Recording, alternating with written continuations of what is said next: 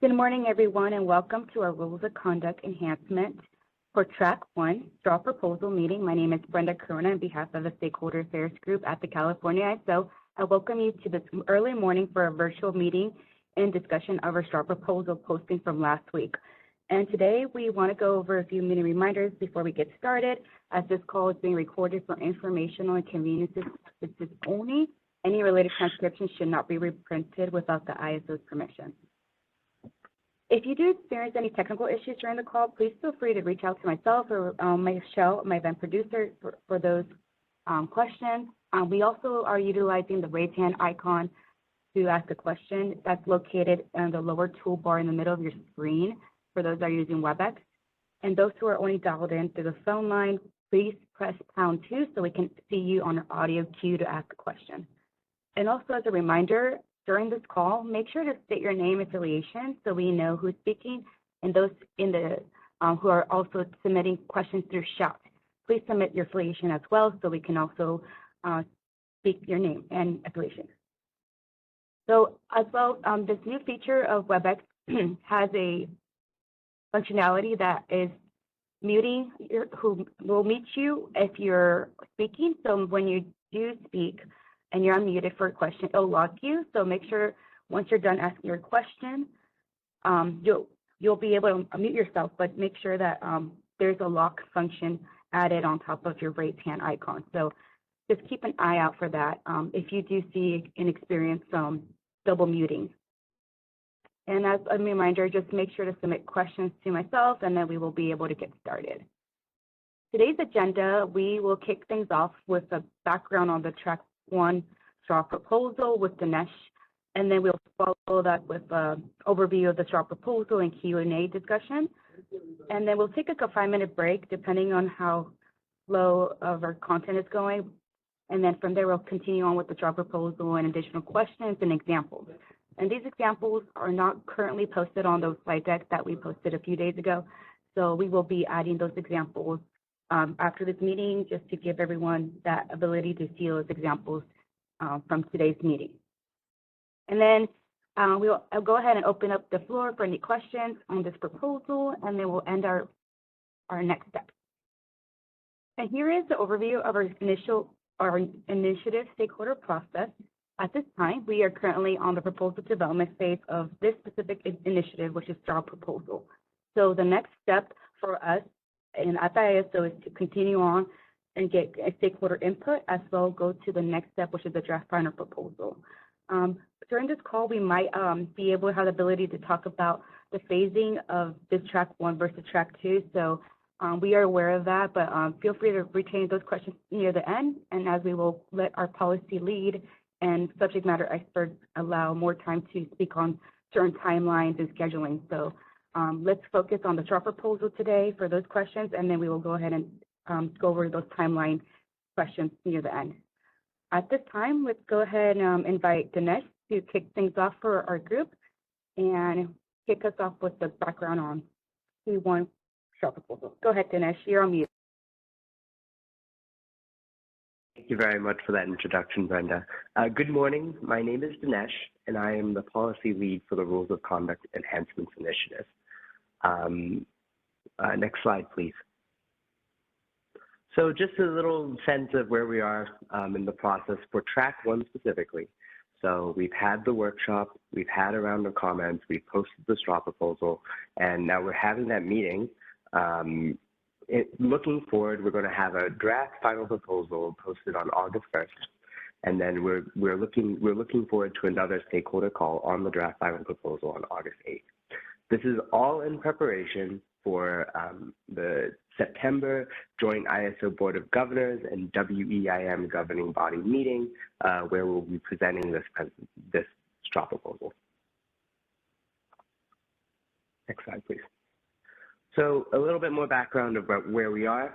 And one change since the workshop is we moved the DR topic from Track 1 to Track 2 and further expanded it so that we're providing a more holistic look and stakeholder process on the DR customer load baseline monitoring data.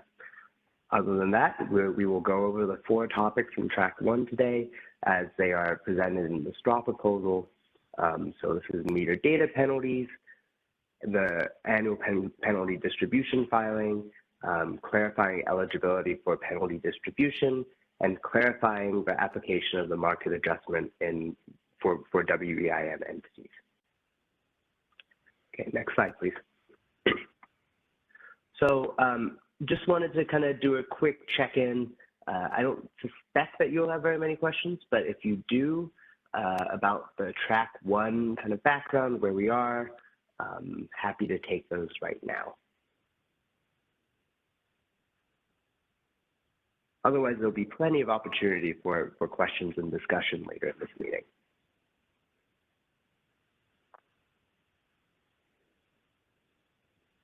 I do not see any questions in queue.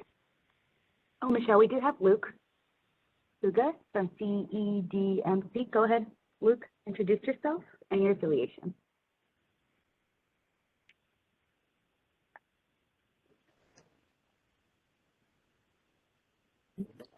Luke, your line is unmuted. You may go ahead. Great, thank you. Good morning. Can you hear me okay? Yeah, crystal clear. Thank you. My name is Luke Tugis. I'm a consultant for the California Efficiency and Demand Management Council. So I just wanted to make sure I'm clear about what you were just saying, Dinesh, with regard to moving the demand response element to the track 2. So my understanding is in I think section 8 of the straw proposal, there was a discussion on the penalties, changing the penalties for late base and CBL data, I think it is. So is that element being moved over to the track 2, or is that still part of track 1? So good question, Luke. So the customer baseline data, all of those discussions are moving to track 2. Anything related to that inaccurate meter data or late meter data penalties are being discussed in track 1. However, given the circumstances with DR, you know, we don't have a strong timeline to kind of discuss the customer load baseline data currently. So that's almost like it falls out of scope of what's even under the changes we're making. Does that make sense? Yeah, and I apologize if I wasn't being clear. So basically what I'm trying to find out is, in the current straw proposal, what in track 1 is being moved to track 2? Maybe that's a better way to ask this question. So good question. So there is nothing in the straw proposal in chapters 4 through 7 that are being moved to track 2 at this time.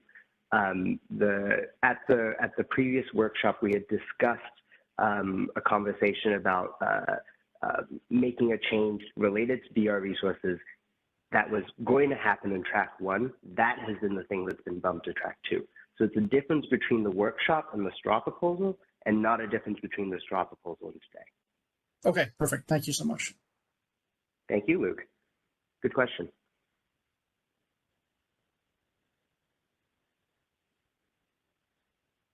No questions at this time.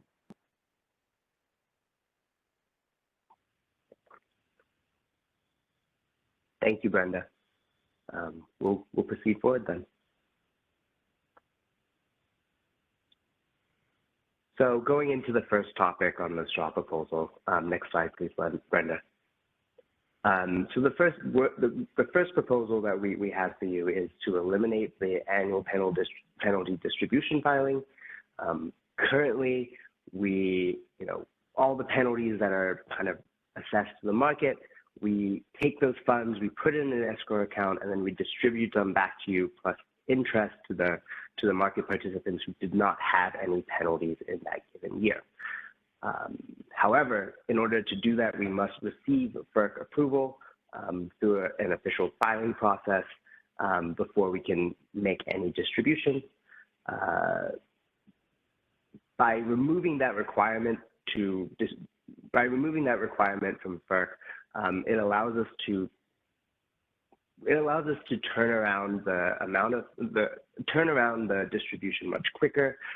It's also removing sort of an administrative layer that we believe can be removed while maintaining sort of transparency and accountability here at the ISO through an informational report. Any questions?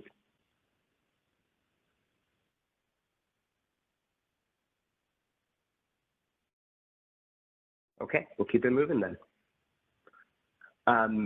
So the next topic we have in the straw proposal is clarifying eligibility for penalty distribution. So as I previously mentioned, participants not assessed a penalty are eligible for their distribution of their piece of the penalty fund.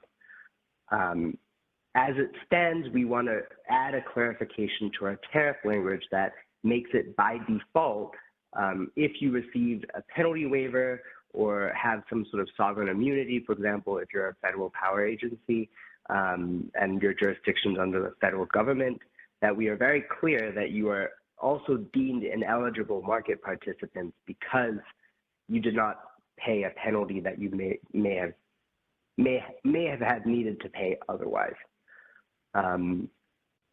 So federal entities have there's a different process for us to hold them accountable that is not a penalty, and that is explained in our tariff. The other thing as well with entities that receive a penalty waiver, this is not saying that FERC cannot decide that FERC can decide whether or not the entity should be receiving the penalty fund distribution.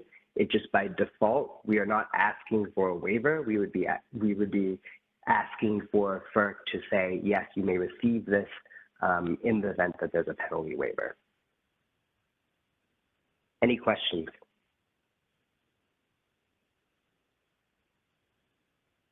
No questions in queue. Thank you, Michelle. Okay, moving right along here. So next is the meter data penalties.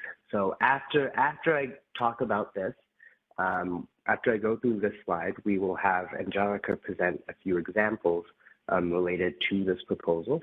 And then after Angelica presents the examples, we can have a sort of a discussion about the examples or answer any questions you may have.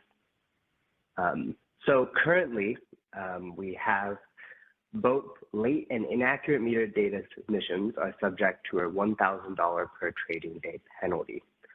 We are proposing that we update that penalty for inaccurate meter data submissions to make it the lower of a 30% of the value of the error or $1,000 per trading day.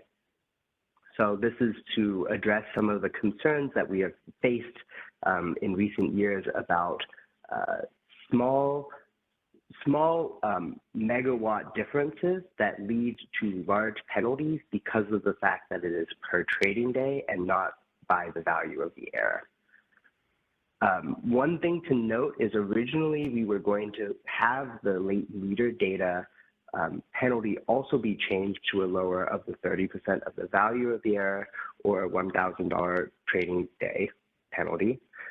However, we decided to hold that penalty in the straw proposal at $1,000 per trading day because to apply the 30% of the error value, we would have to bump back the penalty process from T plus 53B to T plus 214B. Essentially removing any sort of incentive or almost like, you know, instead of having a penalty be issued at the end of the year, if we can kind of move it up, that would provide additional incentive for compliance, which is our stated aim for the rules of conduct here. Late meter data after T plus 214B, also referred to in quotations as missing meter data in the straw proposal, because if you do not submit the data by T plus 214B, it is a manual process to update the data because you cannot submit it into MRIS. We are proposing to hold that penalty at an additional $3,000. And this penalty will stack. So if you miss both T plus 52B and T plus 214B, that would be a $4,000 penalty in total. And we also had a question about calculating the 30% of the error value for the late meter data past T plus 214B. The tricky thing that we, and we'd love to hear feedback. This is another feedback point we'd love to hear, is we couldn't figure out a way to calculate that value in an accurate and timely manner that we'd appreciate, because we just did not have the data available because it was not submitted. So that's why we decided to, in the straw proposal, hold that at the 3,000. Although all of these topics, we would love to have your feedback on what you think. Finally, we received feedback from the workshop about having another notice.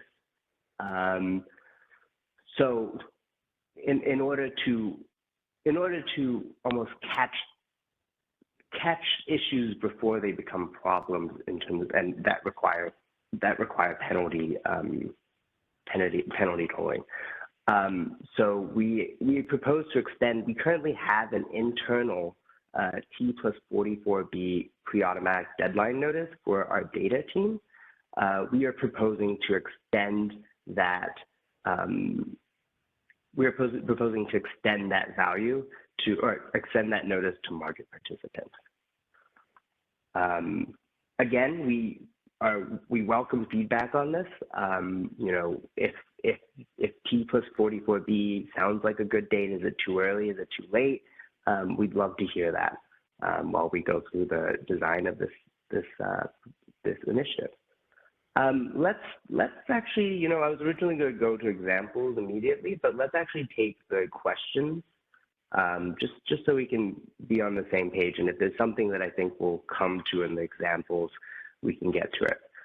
One last clarification that I needed to make that isn't in the straw proposal currently, but is likely to be added to the straw proposal, is as it stands, we did not have, for inaccurate meter data updates between T plus 52B and T plus 214B, we do not have a minimum penalty in there, penalty value. For example, if the average LMP price is below $10, we propose adding that $10 value in, so that there will at least be a value to the penalty. You can't have a penalty of almost zero if you had a $0 change, or if you had a very small megawatt change in your meter data. That will be added in unless stakeholder feedback, in response to stakeholder feedback, we sort of feel differently going forward. Let's actually go to Jen, if that's okay with you, Brenda and Michelle, and take that question.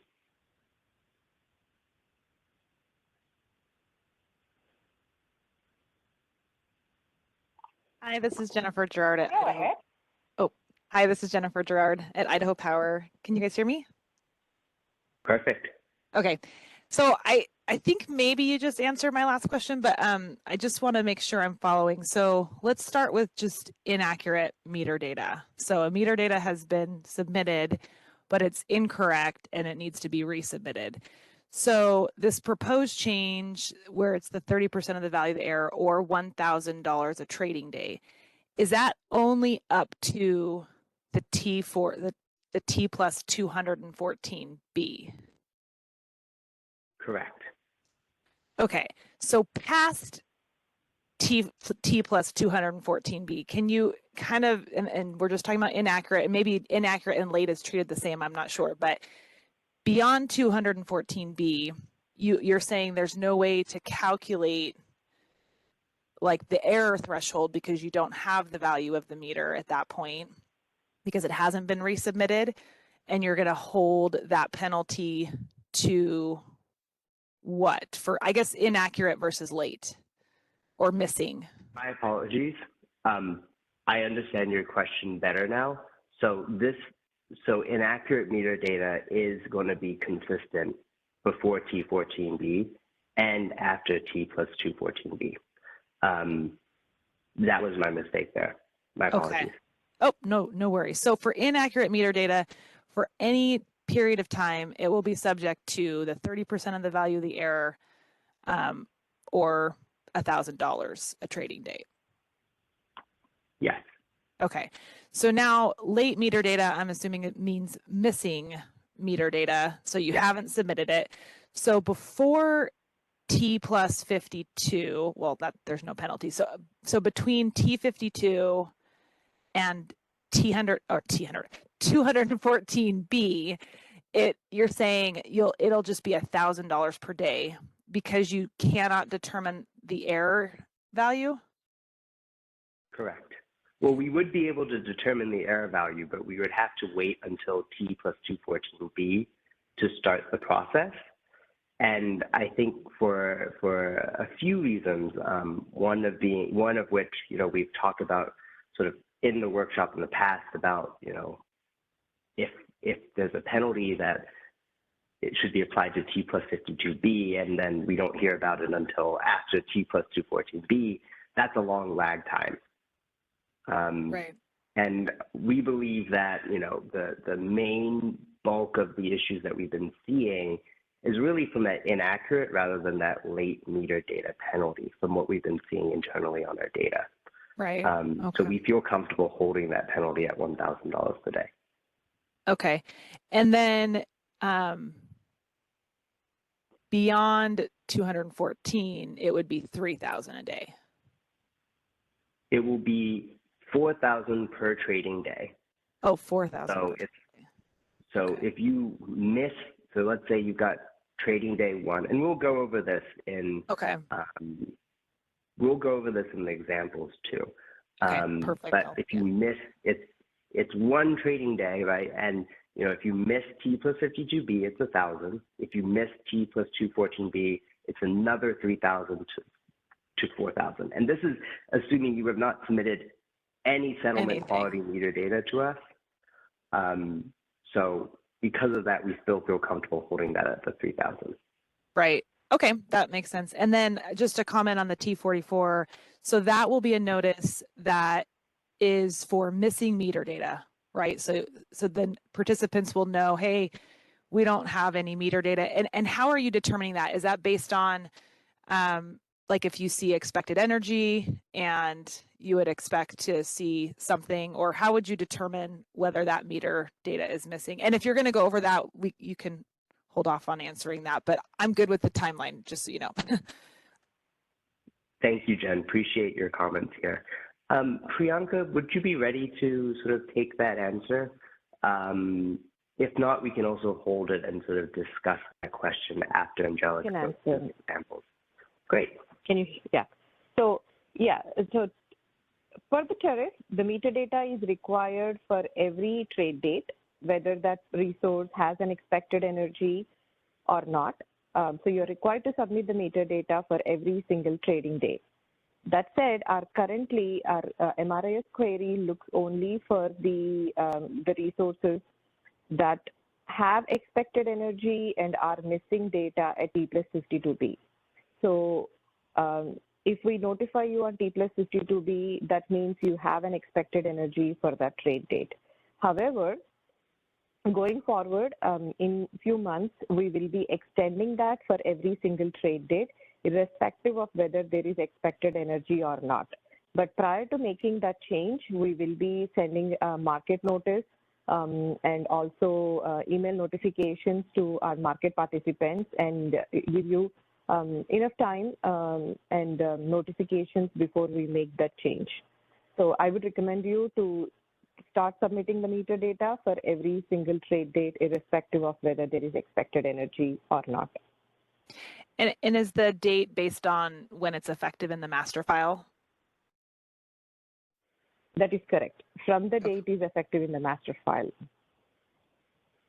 So, but if it's outage, and I'm thinking kind of maybe more along, and I apologize if I'm getting way too off topic here, but I'm just thinking kind of about new resource additions.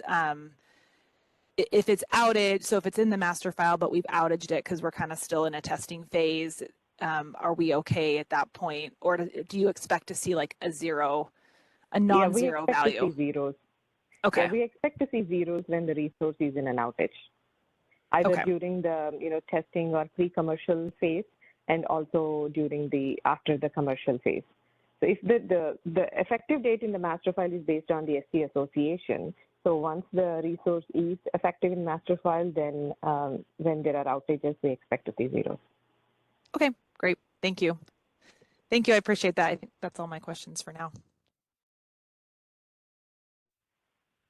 Thank you, Jen. Really appreciate that as well, and your input here. Yeah, tangents are good in this meeting because we are moving right along. So really, if things come up, please let us know. We'd rather have those additions, those comments, those kind of clarifying questions happen now rather than at the next meeting, because at this point we can really do a lot. We still have a lot of leeway for redesigning if need be. So thank you. Tom, we see your question. Let's hold that until after Angelica goes through the examples. You'll see a little bit more specific formula calculation. And, if you still have any confusions about how to calculate it, we will go through that with you and answer any of those questions you may have. Appreciate you reaching out. Thank you, Joe, for that clarification. Angelica, you want to take it from here? Sure. Thank you, Dinesh. Good morning, everyone. So I'm going to be going over just a few examples of the inaccurate meter data proposed penalty calculation methodology, just to make sure that that's clear. So in example 1A, this is for when inaccurate meter data exists in settlements after T52B and is corrected by T14B. So you've submitted meter data into MRIS and then corrected that data between T53B and T14B. That's the scenario for example 1A. So generator A has inaccurate meter data for a single trade date, and the original value submitted by T52B was 100 megawatts for each interval of the day, and that's at the hourly interval, excuse me. And the corrected generator A meter for each hour is 99 megawatts, so 1 megawatt difference. And the average hourly price is for that trade date is $22.21. $22.21. So in the current inaccurate meter data penalty structure, it's a simple $1,000 per trading date, and this is one trade date. So currently you would receive a $1,000 penalty for having inaccurate meter data in settlements at T52B. 30% of the error approximation, and I use that word because that's how the tariff defines this process, is that it approximates the value of the error, would be $160. So our proposed penalty structure is to use the lesser of those two. So your penalty would be 160 versus 1,000, for example 1A. And then the proposed penalty amount calculation is described below.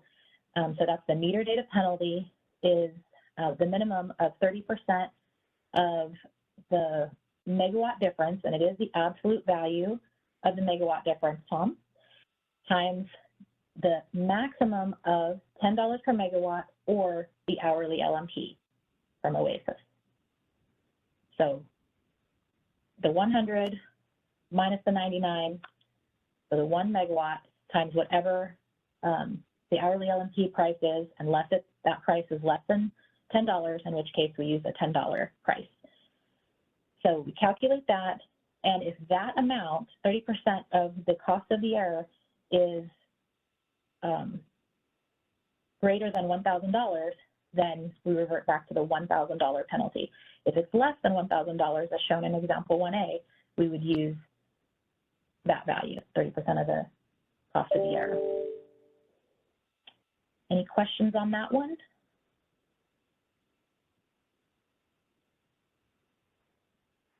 We do have a question in queue. Cameron?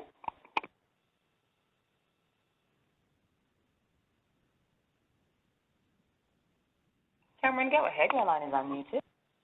Can you hear me now? It says I'm muted. Yeah. Okay. Is the hello, Cameron Reed with Puget Sound Energy. Is the maximum or should I say the difference between $10 per megawatt hour and the average LMP, is that the minimum value that Dinesh was talking about previously, or is that a different minimum value for the 30% error approximation?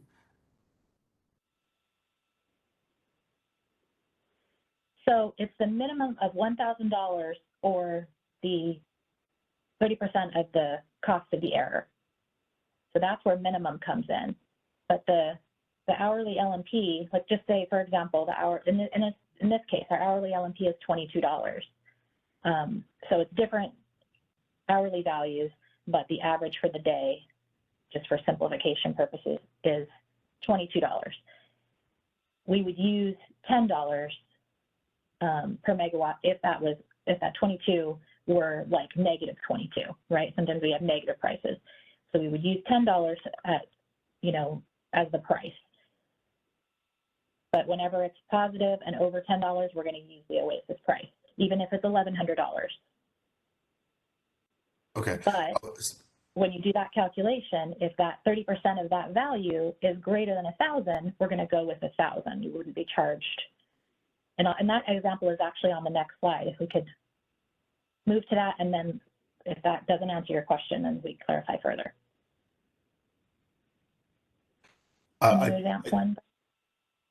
Go ahead. Sorry, I was like, I understand that. I guess maybe where my wires are getting crossed is I think when discussing the change to inaccurate meter data, I heard something about potentially a minimum value for what the penalty could be, and I'm not sure if that refers to this calculation or if there was something else that was in mind to be introduced to the straw proposal later. Yeah, so, okay, so this calculation that we have below, this is at least just the proposed, the cost of the error. That calculation has been used previously. Prior to 2011, that was how inaccurate meter data was calculated, and we moved away from that to a straight $1,000 per trading day. And then that information got put into, was it maybe the workshop papers, and that $10 per megawatt minimum was excluded. And so we just wanted to clarify that we're going to still use that $10 per megawatt minimum. So that's the minimum Dinesh was talking about earlier, because that $10 per megawatt hour minimum had been left out of some calculation previous to this workshop. Yeah. Thank you for clarifying. Sure. Can you go to the next slide, Brenda? Thank you. Okay, so example 1B is the same example, except for this meter data was not corrected in MRIS through the settlements process. The SC discovered the error after T14B, essentially, so it couldn't be corrected through settlements. So just wanted to explain I apologize. This is the same scenario. It is corrected between T53B and T14B. The difference in this scenario is that the 30% of the error approximation is almost $8,000. So this example is exactly like the last one, but the megawatt change was from 100 to 50 instead of 100 to 99. So instead of 1 megawatt times 24 hours, it was like 1,200 megawatts for the day, which multiplied by the same pricing brings the 30% of error approximation to almost $8,000. And this is to just demonstrate that in this case, we would use the lower of $1,000 or 30% of the error, we'd use the $1,000 for that trade date. Otherwise, the slide is the same. Yes, Uma?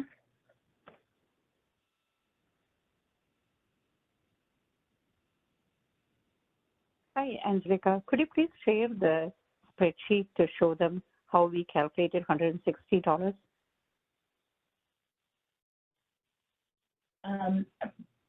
Okay. Brenda, do you have that spreadsheet, or do you want me to bring it up and share it? I don't have it accessible to myself right now. Do you have it? I could try pulling it. Okay. Okay, You have a presentation. Okay. Michelle, can you give presentation access to Angelica, please? Thank you, Angelica.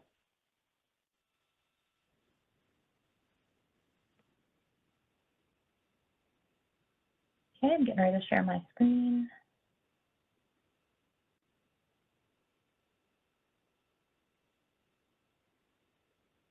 Okay.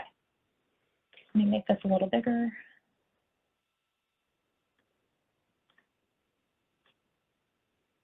Looks like it's frozen.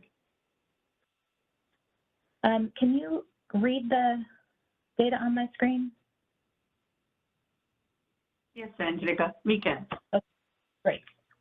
Okay, so in example 1A, we've got the 100 megawatts for the original amount that was submitted by T52B, and then the corrected megawatts of 99 for each hour. The delta is 1. The prices are pulled in from OASIS. Then we've got a $10 minimum. And so then this formula, I don't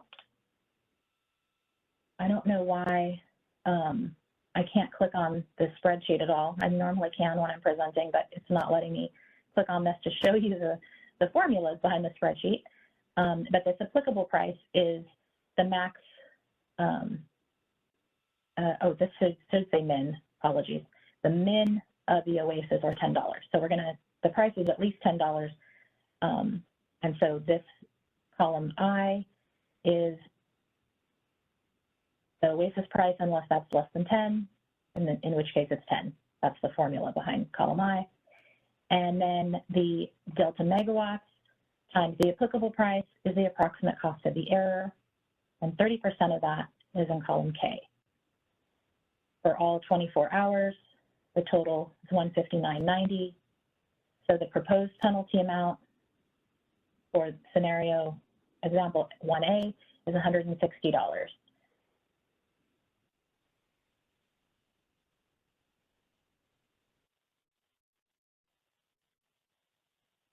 And then 1B, let me see if it'll let me click on that. Not letting me do anything with the spreadsheet that I just used successfully this morning. Yeah, it's not, I apologize. Oh, Angelica, WebEx, if you're sharing the actual spreadsheet, it's not going to let you. If you share your screen, you can actually share that and give visibility. Okay. So share your screen. And I almost always share my whole screen. I just want to make sure. Okay, great. It's still not letting me highlight any columns or, to show you any formulas, but this will all be provided. But I am on example 1B now. So this was the example where the original megawatts were 100, the corrected were 50, the delta is 50, same prices, a minimum of 10, and the approximate cost of the error, and 30% of that, which is almost $8,000. So we compare the $1,000 versus $8,000, and you would see a $1,000 penalty in this scenario. Any questions about those two examples?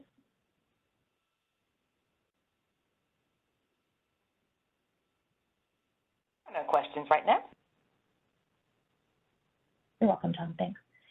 Okay, so let's stop sharing this and go back to the presentation. And are we ready for example 2? On the next slide.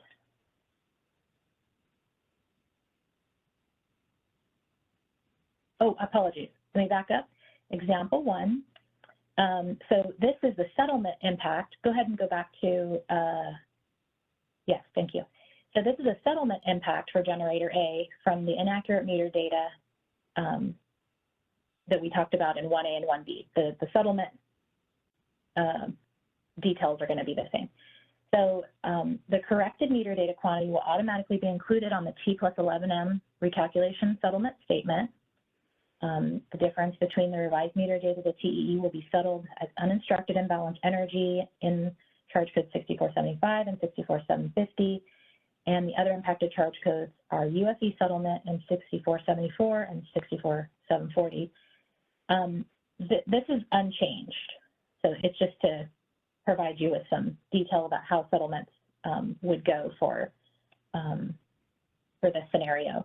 And then the proposed penalty of $160 for example 1A or $1,000 for example 1B will be charged to generator A through charge code 1591 through a pass-through bill, held in an interest-bearing escrow account until the following year, and allocated to eligible market participants through their SCs in charge code 1592.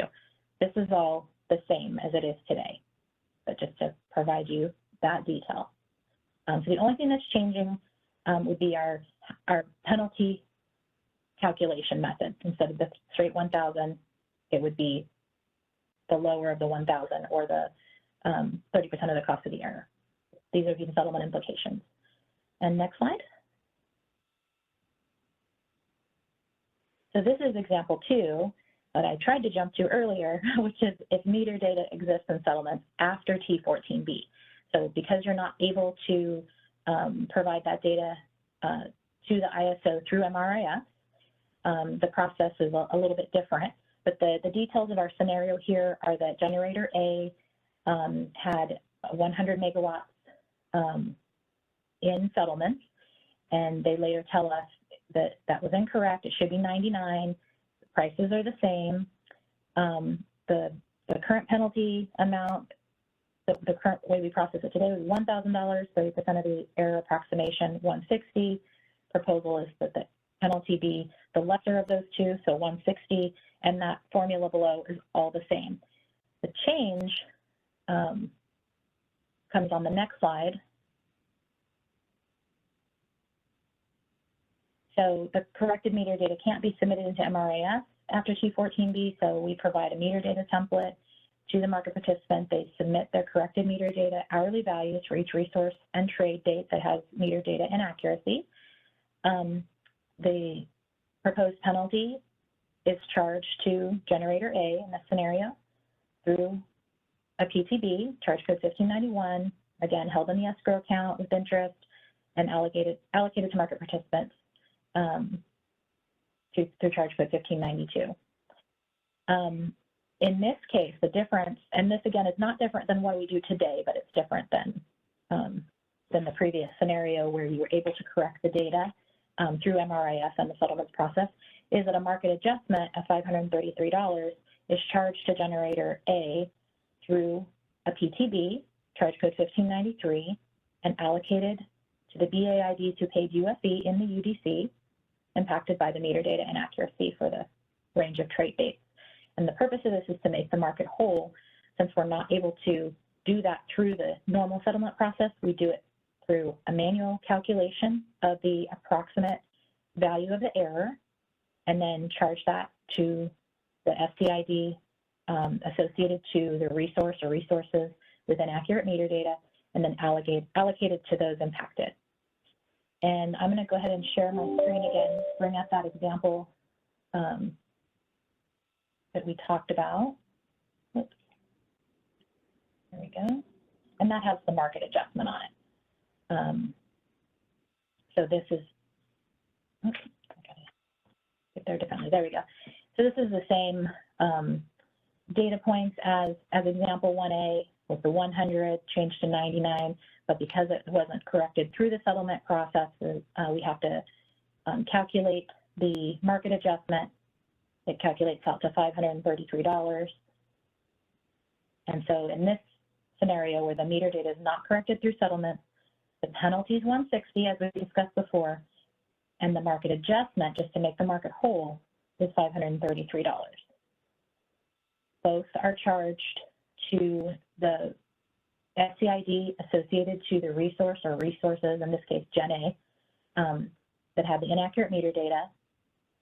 And again, the penalty goes into that escrow account. The market adjustment, however, is allocated straight back out to the impacted parties based on the pro rata share of UFE paid in that UDC for the date range. So in this case, for January 1st, 2023. So here is the market allocation details. So we query how much, well, we query all the VAs, VAIDs who paid UFE in that UDC for the date range, the amount of UFE they paid, what percentage that UFE is to the total, and then we multiply that percentage by the market adjustment of 533 to get to the allocation. And this actually happens through the configuration of charge code 1593 automatically. And this is not changing. This is how it works today. It is actually good context for our example that we'll talk about later when we talk about WEIM. Any questions on that?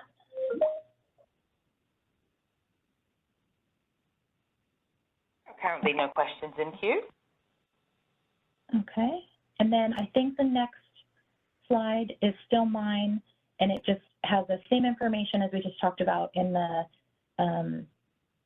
the market adjustment allocation details. Could you advance to slide 19, please? Yeah, so this is the same as that table with the allocation details. And we'll provide the spreadsheet examples as well, so you can see the math, and you'll be able to click on the fields and see the formulas behind them. I'm sorry, I'm not able to. Okay, I think that's my last slide for this section. Okay.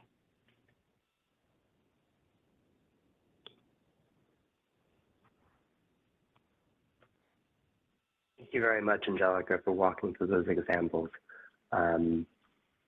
I hope you all found that informative. I just wanted to take a pause and make sure, if there's any questions about the meter data penalty topic, please feel free to bring that up before we move to our next agenda item or next topic.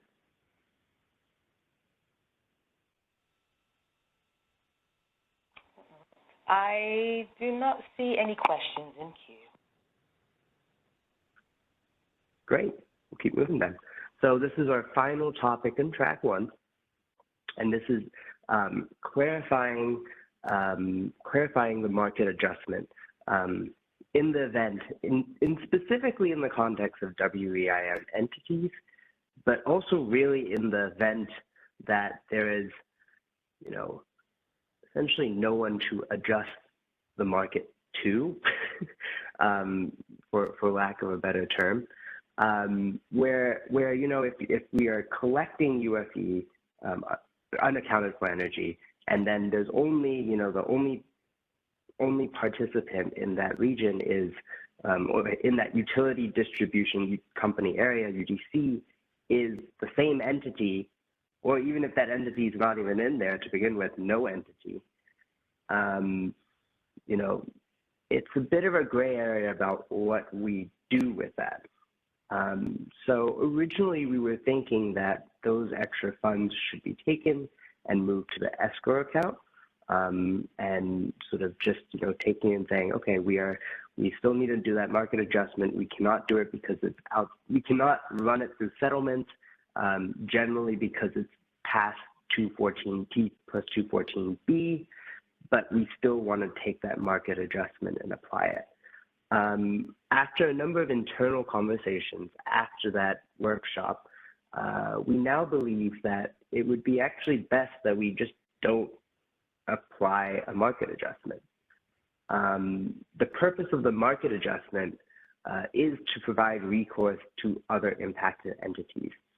Based off of your feedback and internal feedback as well, there are no other impacted entities from a market standpoint in this situation. So therefore, we should not go ahead and calculate that market adjustment amount, and we will not be calculating that going forward in this proposal. Any questions about that? Otherwise, we will move into an example that Angelica will present for us.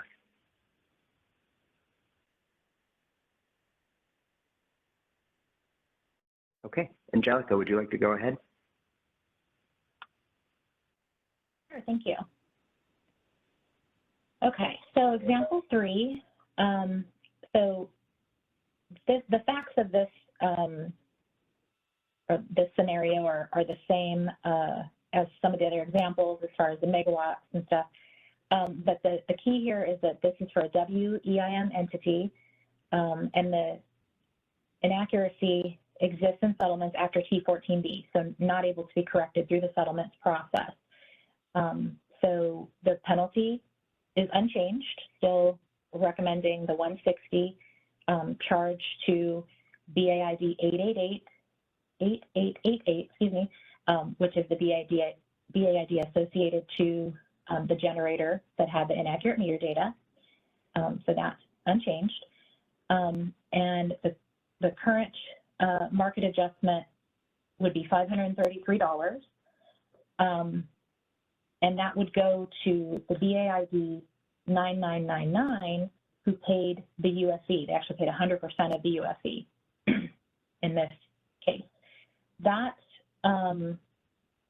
scenario is not any problem, and we'll continue to process that as is. And then in example 4 on the next slide, thank you. The difference here is that it was a load resource that had the inaccurate meter data, and due to the way that the WEIM generator and load resources are, I don't know if it's configured as the right word, but with their BAIDs and it being an EESC versus, I don't see it on the screen. What's the other one, Uma? The other one will be on the slide prior. Yeah. I'm sorry, I didn't recall it offhand. If Brenda, you want to just go back quickly. On the top right of the previous slide, yeah, sorry, PRSC. Yeah, sorry. Yeah, versus SC. So the way that that is configured, and then back to example 4. So on this one, the load resource is associated to BAID 9999, and they paid all the USE. So there was nobody impacted, nobody else impacted by the inaccurate meter data.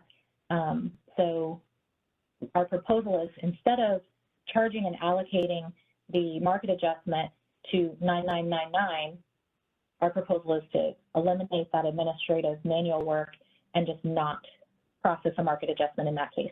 The net effect to the market participant is the same, and it eliminates the administrative work on our end. Any questions about those examples?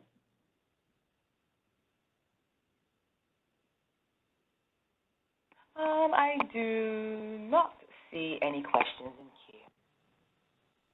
Okay, great. And then we have a spreadsheet that gives the details of these examples that I think, you know, and we'll provide that as well. They're labeled examples 3 and 4, but I don't think that those are, you know, we don't need to go over that here, but it's the same concept, right?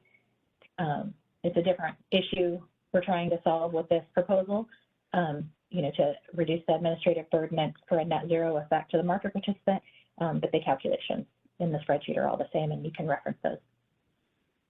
Okay, I think that's it.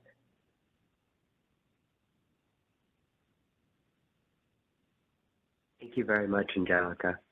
Brenda, could you move it to the next slide, please? Okay, so now we are turning it to you all for any additional questions, but also these are the areas of feedback that we specifically would love to hear about from you, the market participants. These are the types of questions that we still have about some of our proposal design. And we'd love to have the input either way. If you believe that this is, we've got it good here, then let us know about that. If you believe that we could tweak it to make it a little bit better, please let us know about that too. If you actually if you want to have some sort of conversation about any of the aspects of the straw proposal, please reach out as well. We are happy to have those conversations. And I've already had some pretty good ones going into this. Thank you very much for that. So just specific questions that, you know, if to mull over, and sort of if you've got any feedback right now, would love it. Written comments, also great. So first off, like, it seems like we, you know, in the workshop, the market adjustment in WEI in the context of WEIM entities was a bit confusing. We got some comments about that. And if there's any need for additional clarification about what is happening, we are happy to provide that at this time, or we can sort of go through it at another point offline as well. Late meter data penalties. You know, this is specifically after T plus 52B and before T plus T14B. You know, we originally wanted to include that 30% error value design, but like we had mentioned, you know, that would require us waiting until we do that resettlement that would require us waiting until the next resettlement, which requires that the penalty process starts after that, which essentially means we're bumping up the penalty quite a number of trade days, which kind of takes away from our stated aim of, you know, incentivizing compliance and, you know, making sure that we can all be accountable and sort of getting everything finalized on time. Is T plus 44B a good amount of notice? Is it too early, too late, according to how your processes work? We don't know. We think that this is a good date, but we are not sure. And we are happy to sort of make that change now before we go to IT and sort of ask for that technology change to be done. And then last thing is, please review Chapter 8 and provide your feedback in the written comments. We can also talk about it a bit now, but those written comments will really help us organize and kind of keep track of all of the things that we need to hear. This is going to be used in preparation of the Track 2 straw proposal. That is the next step that we have decided to take with the straw proposal. In essence, we've had a workshop on the topics. It's almost like the Chapter 8 is a mini issue paper that we've kind of developed here, and we feel comfortable that to start thinking about this internally and moving it to a straw proposal for a tentative launch date on September 18th. That is a fair bit of time, but it will come quickly. And if you've got any sort of feedback, let us know. If you want to have conversations about any of those topics, let us know, and we are happy to have those conversations while we develop that straw proposal. And if something comes up after the straw proposal, we'll have some time to sort of adjust, to edit, to, you know, discuss, and make it the best Track 2 we can all possibly do as a community. All dates are tentative until market notice or a notice in the ISO daily briefing. That's sort of the set point. But we are hoping, and we've got a planned date for September 18th on that launch. Okay, with that, is there any verbal feedback related to any of these questions? Any questions about anything in this meeting? Any questions about, as Jen was saying, potentially tangential topics? We're happy to have that discussion right now.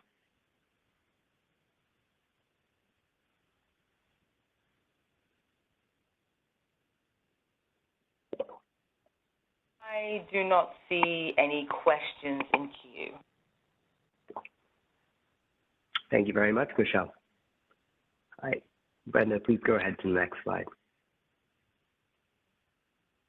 Okay, I'm going to assume that that was our open discussion as well. So if Brenda, you want to take it from here, that'd be great.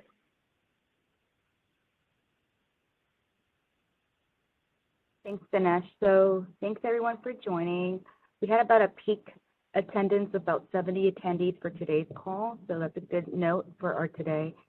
And for our STAR proposal, those comments are due by July 20th, 2023 by midnight. So please take advantage of submitting those written comments into that comment template. And the comment template will include some of the sections from the STAR proposal that you could add more background or comments for your organization. So make sure you're able to utilize those boxes so that way we can actually review that information effectively. We do accept attachments, but it's always hard to review the attachments when we are going through the first process of the STAR proposal. So if you can take that information and put those in those boxes, that'll be much appreciated. We do have some upcoming milestones that are tentative. The draft binder proposal for August, and that's followed by the call. So we'll keep you all in the loop on that date once we confirm that with our notices. But at this time, we will go ahead and reference the stakeholder initiative website that will have the latest presentation and Excel spreadsheet that were discussed in today's meeting. We do encourage any questions that are also, you could send them to us through our stakeholder affairs group, or also just utilize the comment template as another area to add questions so we can be able to review them at a high level. So with that, I think we appreciate everyone's participation, that were our subject matter experts, our policy lead, and everyone that has contributed to stakeholder affairs group here in the Rules of Conduct. And then Dinesh, thanks so much for kicking off this great conversation with everyone. But we'll go ahead and wrap up this call. But before I let everyone go, I just want to announce that we just posted a blog yesterday as this milestone that we just hit about 5,000 megawatts, and it's more of like a tenfold increase from 2020. So in 2020, we were just about 500 megawatts. So see, if you keep that in mind, like that's a tremendous milestone for us and other organizations that we are collaborating with every day. So I appreciate all of our stakeholders who are here on the call as we continue on progressing in the future, and we're planning to do more plans that effectively help and listen to everyone's advice. Especially, we want your stakeholder feedback anytime, so we make all of these policies and all this work out. So keep that in mind. But other than that, we appreciate everyone, and I guess we'll send you guys off for a great week, and stay cool today. If everyone's in California, we appreciate it. But other than that, thanks so much, and hand it back to Michelle to close your call. That concludes our conference. Thank you for using event services. You may now disconnect.